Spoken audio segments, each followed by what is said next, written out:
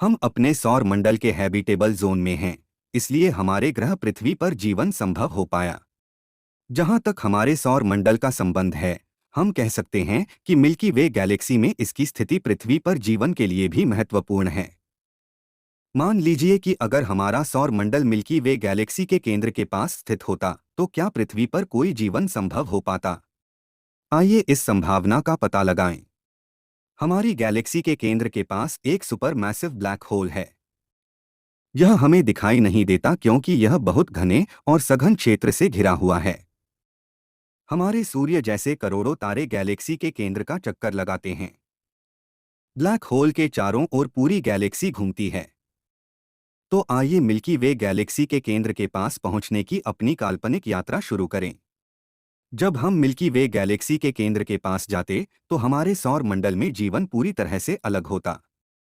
बृहस्पति के चंद्रमा यूरोपा पर बर्फ पृथ्वी की तरह है, और शायद यह बर्फ पिघलने लगती और वहां पर जीवन के लिए जरूरी परिस्थितियां उत्पन्न हो जाती।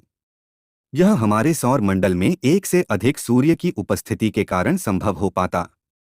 मिल्की वे गैलेक्सी के केंद्र के पास तारों का घनत्व इतना अधिक है कि हम अपने सौर मंडल में एक से अधिक सूर्य का अनुभव कर सकते।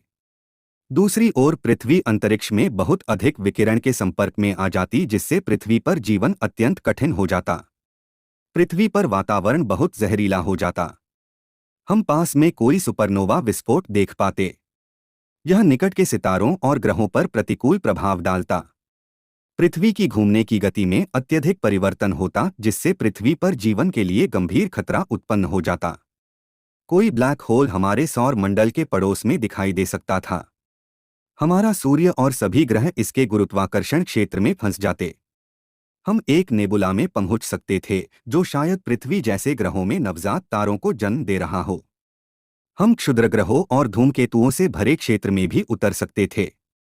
यह क्षेत्र हमारे सौर मंडल में कुइपर बेल्ट की तरह ही होता, जो पृथ्वी के जीवन के लिए गंभीर खतरा पैदा कर देता। छोटे क्षुद्र ग्रह शनि के चारों ओर छल्लों की तरह पृथ्वी के चारों ओर वलय बना देते।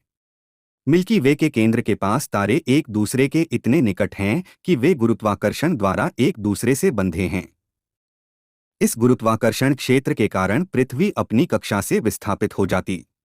यदि पृथ्वी की कक्षा मंगल की कक्षा के समान स्थित हो जाती, तो पृथ्वी हिमयुग का अनुभव कर सकती थी। लेकिन दूसरी ओर यदि पृथ्वी की कक्षा शुक्र ग्रह की कक्षा के पास स्थित होती, तो यह पृथ्वी को मरुस्थल में बदल सकता था।